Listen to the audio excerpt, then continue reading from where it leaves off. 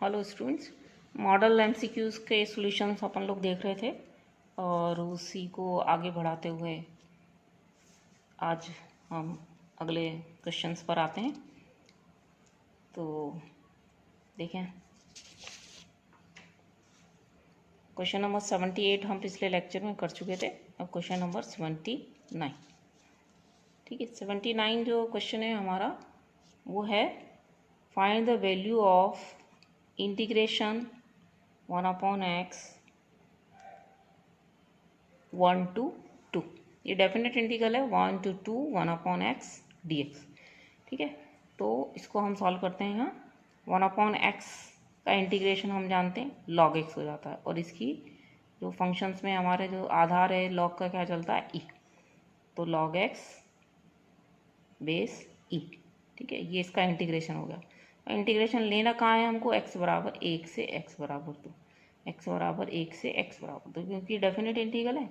तो जब आपने इसमें अपर लिमिट डाली x बराबर 2 x बराबर 1, तो आगे log 2 माइनस log 1, ठीक है। और क्योंकि log 1 0 होता है, इसलिए इसका आंसर हो जाएगा log 2।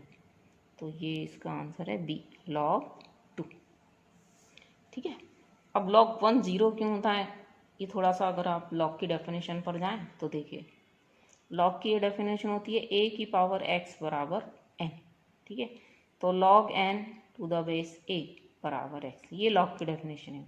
यदि a को x टाइम मल्टीप्लाई करें तो a की पावर x, ये अगर n के बराबर हो तो इस n का जो log है a आधार पर x के बराबर होता है, ठीक है। तो देखिए, अगर हम लिखते हैं e की पावर 0 इज़ 1, जानते हैं आप e की जो वैल्यू है 2 और 3 के बीच में होती है।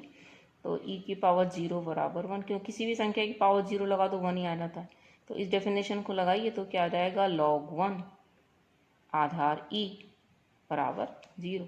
तो log 1, अब यहाँ पर e की जगह कुछ और होता, a होता, तो भी 0 रहता। log 1 हमेशा 0 होता है, आधार चाहे कुछ भी हो, ठीक है। ऐसे देखिए, e की power 1 is equal to e, इसलिए log e आधार e बराबर 1, तो log e आधार e बराबर 1। इसलिए कहते हैं जब ये दोनों सेम होते हैं तो हमेशा 1 आ जाता है। log 10 आधार 10 1, log e बेस e 1। तो ये इंपॉर्टेंट सी चीज़ें हैं जो हमें बार बार काम आती हैं। तो log 1 क्यों 0 होता है उसका हम रीज़न यहाँ पर आपको दी। नेक्स्ट देखिए, नेक्स्ट क्वेश्चन है हमारा इंटीग्रल 0 से π/2 sin x under root divided by under root sine x plus cos x की वैल्यू निकाली। क्योंकि शायद आपको ये रटी हुई भी हो, इसकी आंसर जो है π/4 आता है, ठीक है। तो लेकिन क्यों आता है, कैसे आता है, बड़ा कॉमन सा क्वेश्चन है, इसलिए बच्चों को इसका सॉल्यूशन लगभग रटा हुआ सही है। लेकिन फिर भी हम ये होता कैसे, आंसर π/4 कैसे आता है, ये अपन यहाँ देख सकते हैं। तो हमारा इंटीग्रल है 0 से π/2 sine x root upon root sine x plus cos x d x, ठीक है। तो इस क्वेश्चन को सॉल्व करने के लिए हमको इस प्रॉपर्टी को हम काम में लेंगे। ये डेफिनेट इंटीग्रेशन की प्रॉपर्टी है। 0 से a F x d x बराबर होता है 0 से a F of a minus x d x, ठीक है। तो हमने इसमें क्या किया, इसमें हमने प्रॉपर्टी ये लगाई। तो 0 से a क्या है हमारा π/2, तो हम यहाँ लिखेंगे साइन π/2 माइनस एक्स।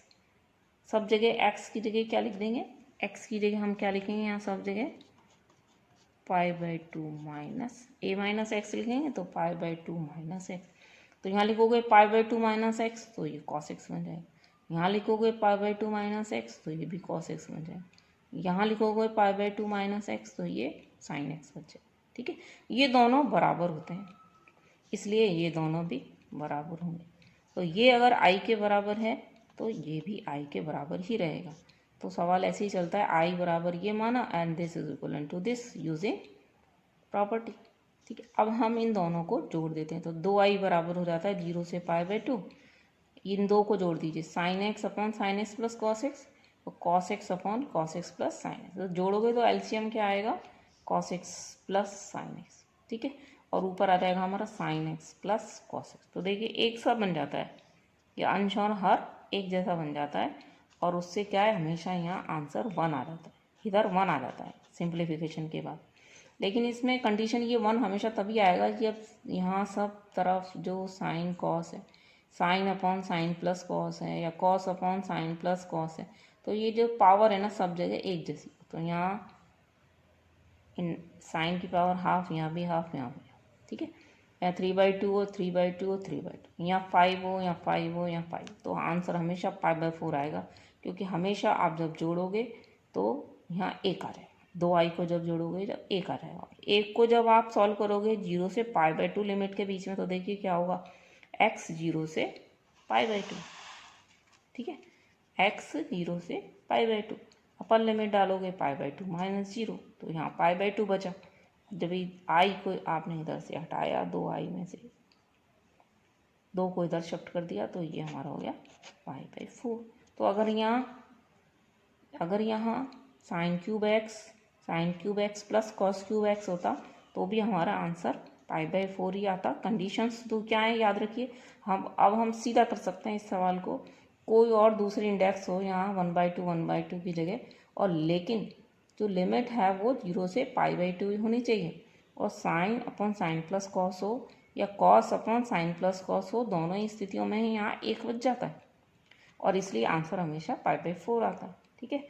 तो ये 2 चीज़ें यहाँ ध्यान रखनी है कि लिमिट 0 से π/2 होनी चाहिए, दूसरा यहाँ साइन की जो है या साइन प्लस कॉस होना चाहिए या cos upon sine plus cos होना चाहिए, और थ्रू आउट साइन या कॉस पर एक जैसी इंडेक्स होनी चाहिए, ठीक है। तो ये इस दृष्टिकोण से हमें इसका आंसर याद हो जाता है। तो हम 1 मिनट में इसका आंसर कर सकते हैं π/4, लेकिन उसका कारण जो है वो जी, ठीक है। नेक्स्ट क्वेश्चन देखिए, क्वेश्चन नंबर 81 देखिए आप। क्वेश्चन 81 है, डिफरेंशियल इक्वेशन आ गई है जिसमें डिफरेंशियल इक्वेशन dy/dx बराबर e⁻x, इसको सॉल्व कीजिए। तो dy/dx बराबर e⁻x, ये इस इक्वेशन में जो है ये फर्स्ट ऑर्डर की डिफरेंशियल इक्वेशन है। तो फर्स्ट डिग्री की डिफरेंशियल इक्वेशन को जब हम सॉल्व करते हैं तो हमारे कुछ मैथड्स हैं, उनको लगा के हमें देख लेना चाहिए। सबसे पहला है कि वेरिएबल सेपरेट हो जाते हैं क्या, चर अलग अलग हो जाते हैं क्या, क्या सब्स्टिट्यूशन से चर अलग अलग हो जाएंगे, क्या इक्वेशन होमोजीनियस है, क्या लीनियर है, तो उस हिसाब से तुरंत हम सॉल्यूशन दें। तो देखिए यहाँ पर वेरिएबल सेपरेट बड़े आराम से हो जाते हैं, चर अलग अलग आराम से हो जाते हैं। इसका मतलब क्या है कि जो dx है उसमें खाली x का फंक्शन आ रहा हो, dx का जो कोफिशिएंट है वो खाली x का फंक्शन हो, और जो dy का कोफिशिएंट हो वो खाली y का फंक्शन हो, तो हम कहते हैं कि वेरिएबल सेपरेट हो जाते हैं, चर अलग अलग हो जाते हैं। तो देखिए यहाँ पर हम बड़े आराम से ये काम कर पाते हैं कि dy के साथ जो फंक्शन है यहाँ कहीं x नहीं आ रहा, और dx के साथ जो फंक्शन है उसमें कहीं y नहीं आ रहा, तो वेरिएबल अलग अलग ही हैं, ठीक है। अब जब वेरिएबल्स अलग अलग हो जाते हैं तो हमें कुछ भी नहीं करना, दोनों ओर इंटीग्रेशन कर देना होता है। तो यहाँ हमने दोनों ओर इंटीग्रेशन कर दिया, तो y बराबर e⁻x प्लस c, ठीक है।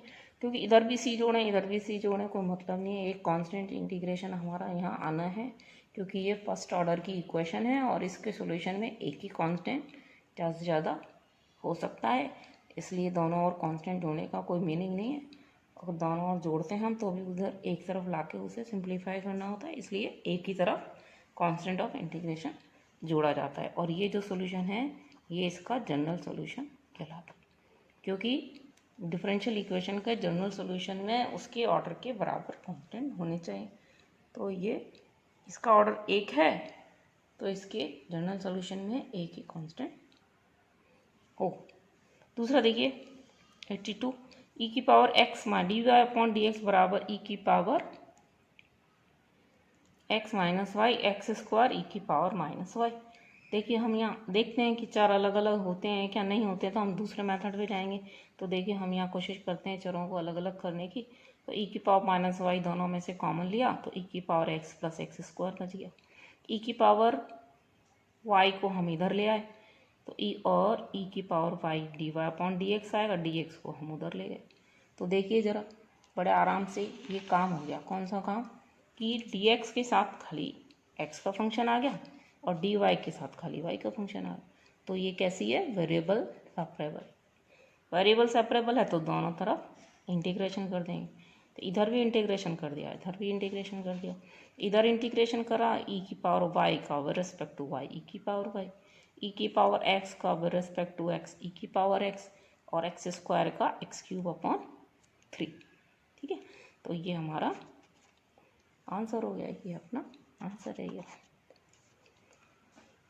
नेक्स्ट है हमारा कि इस डिफरेंशियल इक्वेशन का ऑर्डर बताइए। ऑर्डर, ठीक है, तो ऑर्डर को हिंदी में बोलते हैं कोटि बताइए। तो ये सबसे पहले तो ये देखिए, ये डेल डेल नहीं है, इसको डी माने आप, ये सब डी है। d3y dx3 plus 2 dy/dx plus y बराबर 0। किसी भी डिफरेंशियल इक्वेशन का ऑर्डर क्या आता है? उस इक्वेशन में उपस्थित सबसे बड़े क्रम का जो अवकलज है उसका क्रम डिफरेंशियल इक्वेशन का क्रम या कोटि कहलाता है। कोटि मतलब ऑर्डर कहलाता है। ठीक है, इंग्लिश में अपन देखें तो ऑर्डर। तो सबसे बड़े ऑर्डर का डेरिवेटिव क्या है? 3 ऑर्डर का। तो इस डिफरेंशियल इक्वेशन का ऑर्डर क्या है? 3। ऑर्डर को हिंदी में ये बोलते हैं कोटि। तो इसकी कोटि हो गई 3। तो आपको क्या देखना है? इक्वेशन में सबसे बड़े क्रम का डेरिवेटिव देखना है, उसका क्रम ही इक्वेशन का ऑर्डर होता है। तो इसमें d3 dx3 है, इसलिए इसका ऑर्डर होगा 3।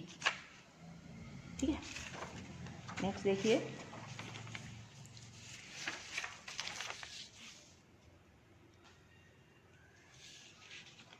T4।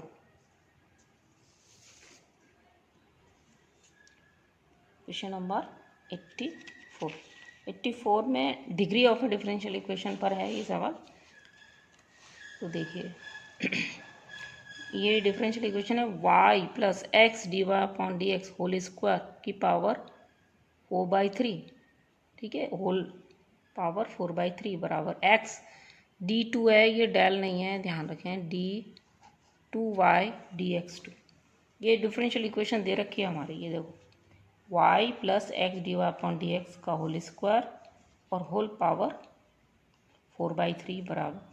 अब किसी भी डिफरेंशियल इक्वेशन का जब हम ऑर्डर और डिग्री देखते हैं, ठीक है, तो सबसे पहले हमें क्या करना चाहिए? स्पेशली डिग्री देखते समय हमें क्या करना चाहिए कि डेरिवेटिव्स पर कहीं पर भी कर्णी का चिन्ह नहीं लगा हुआ, रेडिकल साइन नहीं लगा हो। इसको कहते हैं रेडिकल साइन।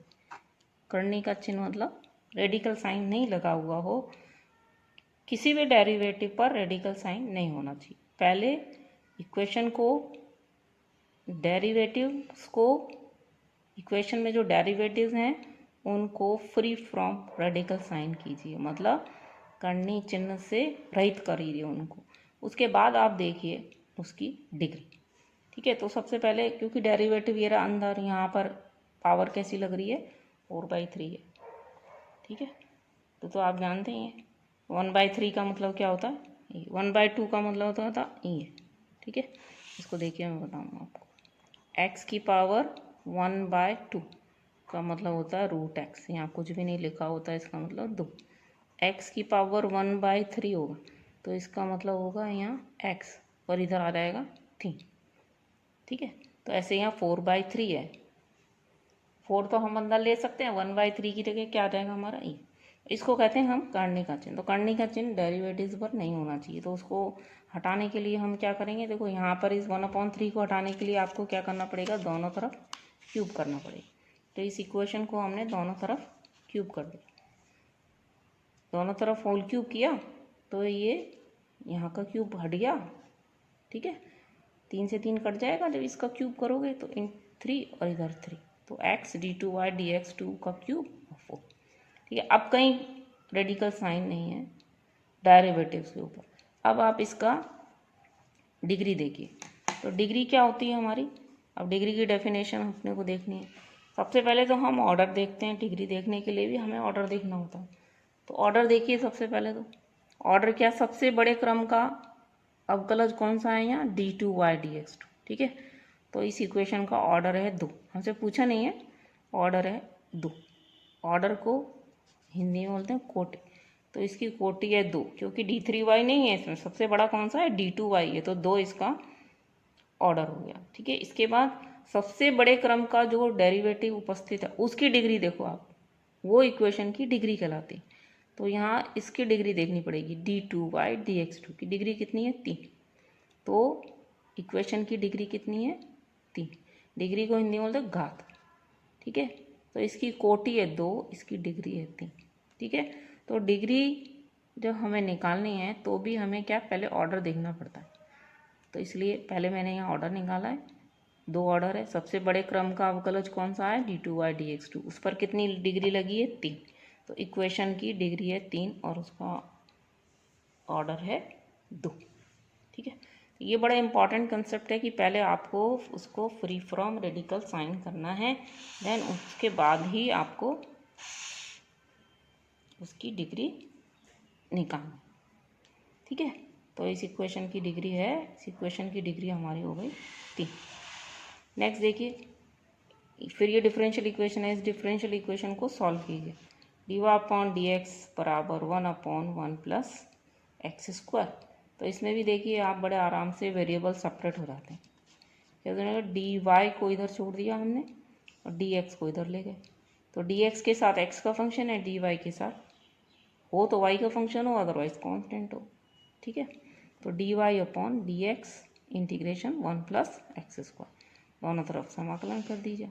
तो हमें खाली ये देखने का है कि ये इसमें चर अलग अलग हो जाते हैं। चर अलग अलग हो गए इसलिए हमने इसको क्या किया, दोनों ओर इंटीग्रेशन कर दिया, और दोनों ओर इंटीग्रेशन कर दिया तो हमारा सॉल्यूशन आ गया y बराबर tan inverse x plus c। ठीक है, तो ये आपके 85 क्वेश्चन हम कर रहे हैं। अगले में आपके कुछ क्वेश्चन हम और करेंगे। धन्यवाद।